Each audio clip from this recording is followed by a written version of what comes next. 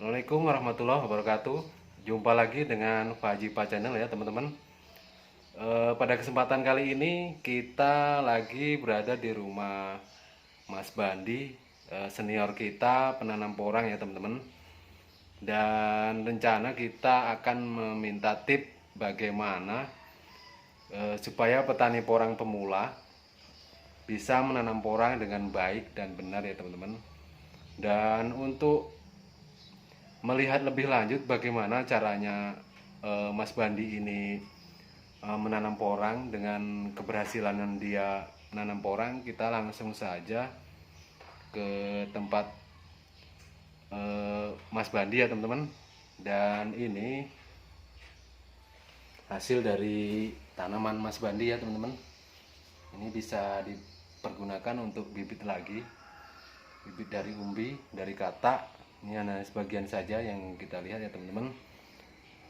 Oke, untuk lebih lanjut bagaimana dengan Mas Bandi dia menanam porang selama ini, kita akan langsung temui saja ya teman-teman. Oke, ayo langsung saja kita temui Mas Bandi. Oke teman-teman, kita lihat-lihat dulu ya teman-teman. Ini hasil panenan Mas Bandi penanam porang. Ini hasil dari tanaman katak kemarin ya teman-teman. Ini umbi, dan ini rencananya mau ditanam lagi ya umbi ini, supaya nanti bisa lebih besar di musim berikutnya. Oke teman-teman, saya sudah bertemu dengan Bapak Subandi ya teman-teman, dan saya akan langsung menanyakan bagaimana cara trik menanam porang untuk pemula ya teman-teman. Dan saya langsung aja akan bertanya dengan Bapak Subandi yang sudah berpengalaman tentang porang di sekitar Bengkulu ya teman-teman. Gimana ya Pak Bandi, sepanjang pengetahuan Pak Bandi tentang porang ini, yang sepertinya memang Pak Bandi kan sudah senior dibanding teman-teman kita yang lain. Bagaimana caranya menanam porang yang baik dan benar, dan apa saja langkah-langkah yang akan dilalui untuk menanam porang untuk petani porang pemula nih Pak Bandi. Halo, Assalamualaikum warahmatullahi wabarakatuh. Rekan-rekan Pasipat Channel, sedikit saya akan menjelaskan untuk pemula petani penanam porang di Provinsi Bengkulu khususnya dan di seluruh Nusantara. Ada 7 trik untuk kesuksesan penanaman porang. Yang pertama yaitu mengenai pembibitan. Kita harus lebih jeli teliti dalam memilih bibit. Sedikit saya jelaskan untuk bibit. Untuk pemula sebaiknya kita anjurkan dengan bibit super, katak super. Ini namanya katak bulbil. Ini isi 50 up untuk 1 kilo. Ini katak sedang, isi 300 up. Ini katak mini, isi 400 up, bisa mencapai 700. Dari pemilihan bibit itu harus kita tentukan bibit katak yang sudah benar-benar dorman. Jangan sampai menggunakan bibit yang protesan. Untuk katak yang benar-benar dorman itu bisa kita lihat itu dari bentuk di pangkal daripada katak tersebut yang ada di atas di pohon. Ini benar-benar bukan protesan, jadi kering. Nah, itu untuk pembibitan. Selanjutnya kita membutuhkan olah lahan. Olah lahan itu sangat bagus kalau kita gemburkan, kita aduk, kita bikin bedengan dengan pupuk organik, kita bikin bedengan. Kegemburan lahan atau tanah itu sangat berpengaruh kepada hasil. Bisa kita contohkan untuk hasil. Ini dari bibit katak mini. Ini ya, dari bisa menghasilkan sebesar ini. Terus ini berasal dari katak sedang segini, bisa menghasilkan segini. Nah, terus yang ini, dua ini dari katak super. Ini satu musim ini ya rekan-rekan ya, kawan-kawan. Satu musim. Jadi untuk pemula itu alangkah bagusnya kita gunakan yang katak super. Lebih enak. Karena ini pengolahan lahannya bagus, kita bisa menghasilkan umbi seperti ini. Nah, dilanjutkan dari trik yang ketujuh itu, trik yang ketiga itu bulan tanam.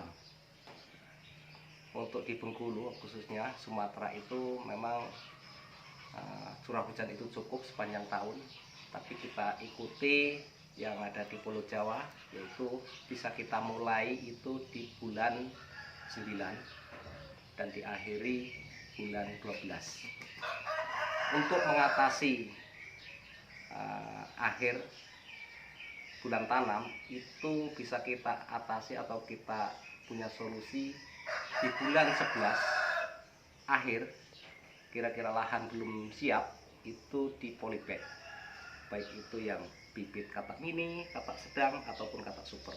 Itu untuk mengantisipasinya, karena kita menghitung itu dari begitu katak itu tumbuh tunas, bukan dari tanamnya. Kemudian pemupukan yang di awal itu kita sudah membuat gurutan bedengan. Nah, di situ sudah diaduk dengan pupuk dasar, yaitu pupuk organik, bisa dari kolek kambing, ayam, atau abu boiler, abu hitam. Itu sangat mendukung, sangat menentukan dengan hasil yang maksimal. Kemudian pupuk lanjutan itu bisa kita laksanakan setelah ada tunas kedua, itu kita pupuk lagi guna untuk nutrisi itu berkesinambungan, jangan sampai putus. Itu bisa membesarkan katak dan juga memaksimalkan pertumbuhan umbi. Itu rekan-rekan Pacific Channel untuk sampai ke pemupukan. Kemudian gulma. Gulma itu sangat berpengaruh kepada pertumbuhan porang yang kita tanam. Itu bisa kita antisipasi. Alangkah lebih baiknya itu secara manual, jangan digunakan pestisida herbisida untuk menyemprot. Di situ termasuk perawatan dari serangan hama ulat, itu kita gunakan secara manual ataupun organik. Untuk ulat bisa kita ambili, kita amankan. Untuk gulma bisa kita taputi sebelum menutup, karena kalau sudah tertutup dengan gulma itu nantinya kita mempunyai niat untuk membersihkan, tapi ternyata setelah kita bersihkan tanaman tersebut bisa layu. Alangkah baiknya kita bersihkan itu sebelum gulma itu menutup tanaman. Itu untuk perawatan. Kemudian setelah perawatan, barang tentu kita akan menikmati hasilnya, melihat hasil dari kerja kita, tanaman kita. Waktu pemanenan yang tepat itu kita anjurkan sesuai yang sudah saya laksanakan atau sudah alami. Itu kita bisa mulai dari ketika batang itu sudah benar-benar dorman. Setiap 2 hari atau 3 hari itu katak kita ambili, kita kumpulkan. Itu akan terjadi pembusukan batang. Bukan busuk karena penyakit, tapi memang sudah usia dorman. Yang dimaksud dorman itu batang mati pada usianya.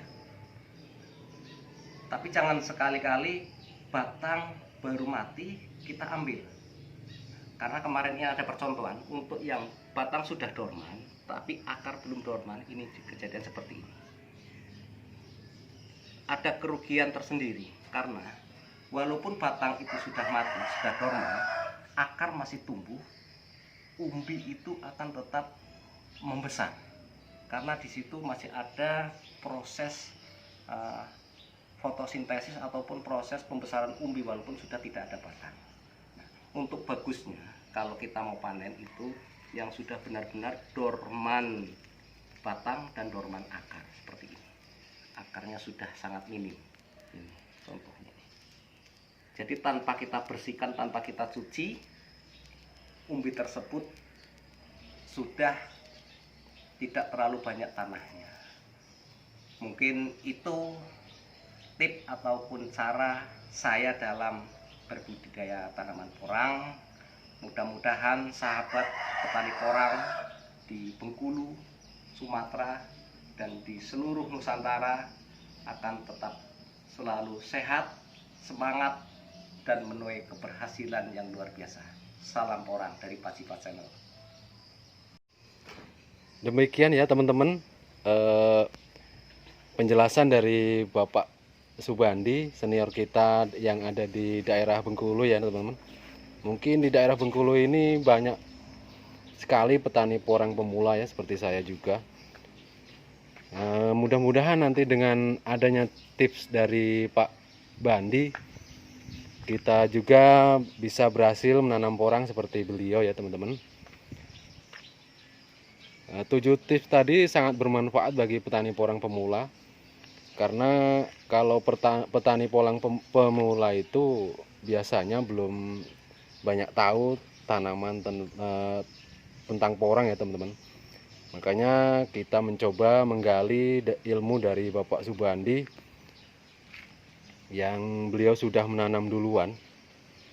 Jadi sedikit banyak beliau sudah tahu bagaimana trik-triknya menanam porang.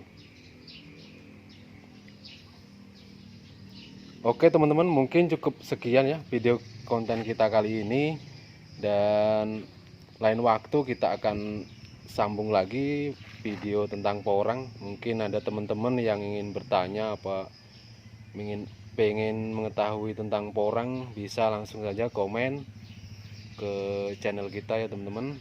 Dan untuk teman-teman yang belum bergabung, silahkan bergabung di channel Pajipat Channel.